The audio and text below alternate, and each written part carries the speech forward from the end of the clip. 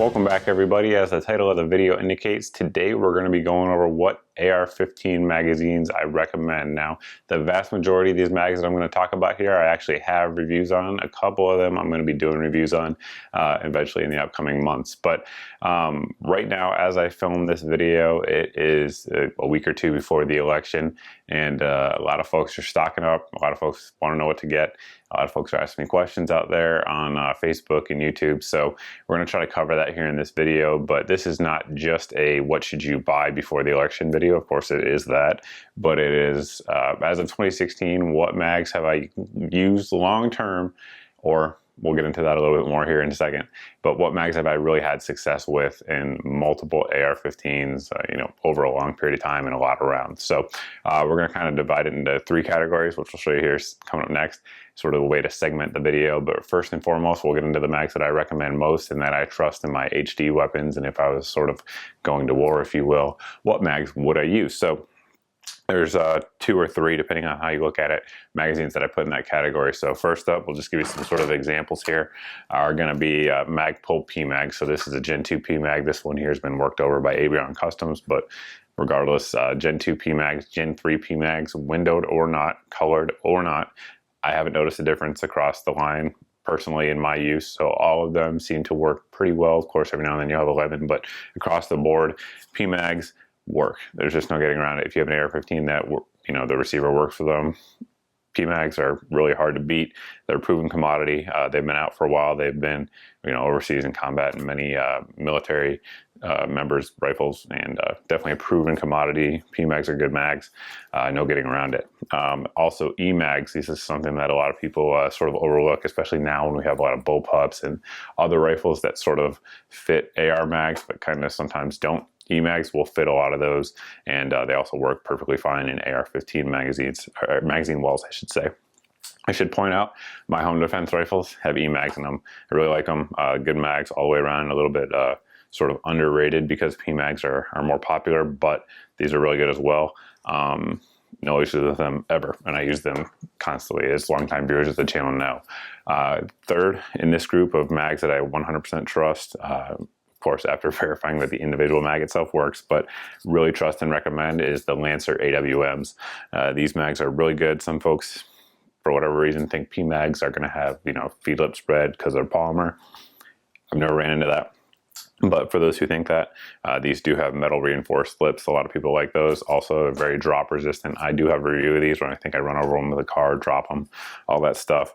And really, they continue to run. These are just very good mags. Of course, the Lancers are going to be more expensive than PMags, generally speaking.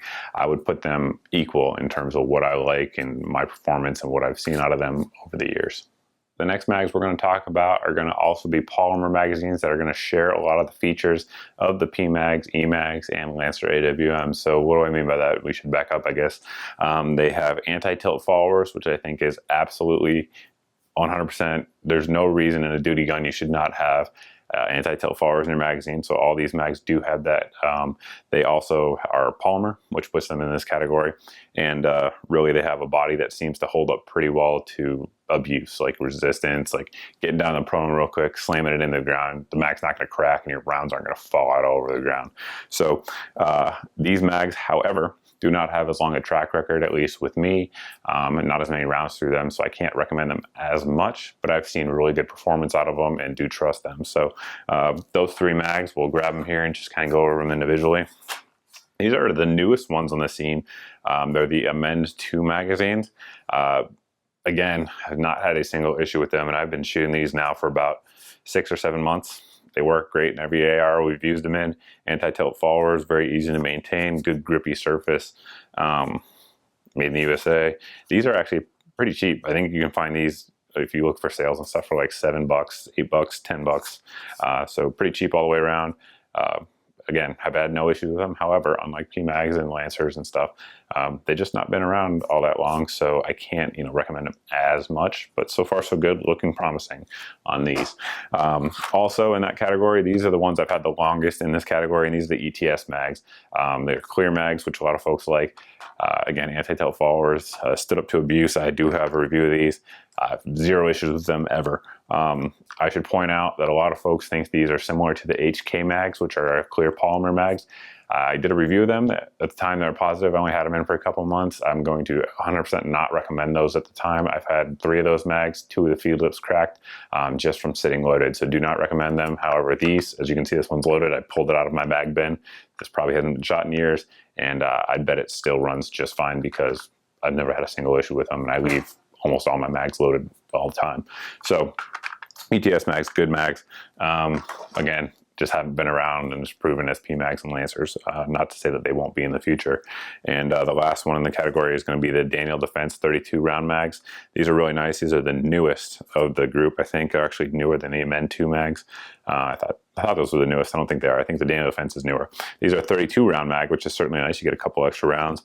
Has a little grippy thing here to pull out of mag pouches. It has a nice gripping surface here. It's kind of a slim design, which I like. Anti-tilt follower works. This one here is a 300 blackout. I use them in both 300 blackout and 5.56. Never an issue. Work really well. Again, definitely recommend them and see good things for them going forward, but just not around quite as long to put them in the, you know, the top tier category. But maybe one day, if I redo this video in 5 years, they'll be in there. Last up is going to be USGI type magazines. Now these are going to be aluminum. As of right now, in terms of steel bodied magazines, AR type magazines, the only one I recommend is the Beretta factory mag, because they're so hard to find that we're just going to leave that out. So pretend that doesn't exist. All the other steel ones I've had some issues with here and there. Some are okay, but in terms of duty use, I don't really recommend any of those at this point. So what I do recommend for USGI style mags, again, you want an anti-tilt follower. I cannot stress that enough. 2 brands. So this is a D&H mag. This one's actually engraved by a company called Laserwork, which does real cool stuff. It's got my logo on there, but even if not, D&H mags with the either anti-tilt follower that they make or the Magpul follower, they make them with both.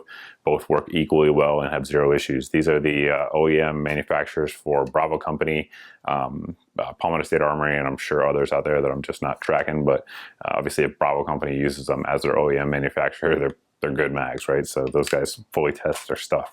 And the second one is going to be the OK Industries mags. I don't think these are available anymore without anti-tilt followers. I think all of them have them now. They didn't used to because, of course, these were the USGI spec magazines, and also the Colt OEM manufacturer for years and years, still are. And these mags are really good. They tend to hold real good tolerances, anti-tilt followers, like we said, and they make them in both the mil-spec gray finish here as well as a Teflon coated.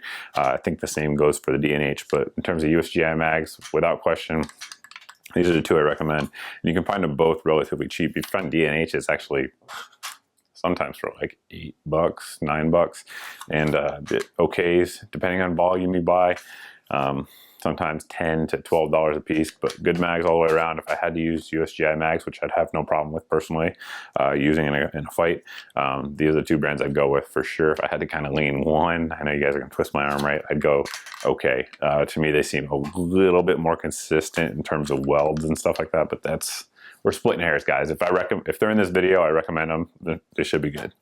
Like I just mentioned, if they're in this video, so far I've not had any issues with them at all in terms of magazine-related issues over a consistent basis. I shoot a lot.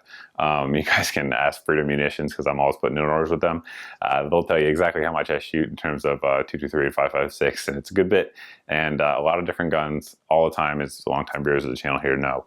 So these mags, again, no mag issues in terms of a consistent basis that I've ever seen over years and years of use outside of the newer ones like we mentioned. So if something is not in this video, at this point, it's not unintentional, right? So I do have plenty of other mags, some other mags that I reviewed, some positively, some not, and I'm just not seeing the type of performance out of those that I've seen out of these. So if you had to spend your money on something, these are the ones I'd take a look at least at this point. Again, 2016 recommendations. So we'll have links to pretty much all of these down below where you guys can pick them up. And I think that's pretty much it. Again, this is being filmed right before the election, so we don't know how it's going to turn out. But even if not, you definitely want to have some good mags hanging around if you're going to use a rifle for defense of life, liberty, or property. So that's pretty much it, guys. Any questions, by all means, post down below in the comment section. As always, you can post over at my Facebook page. But thanks for watching.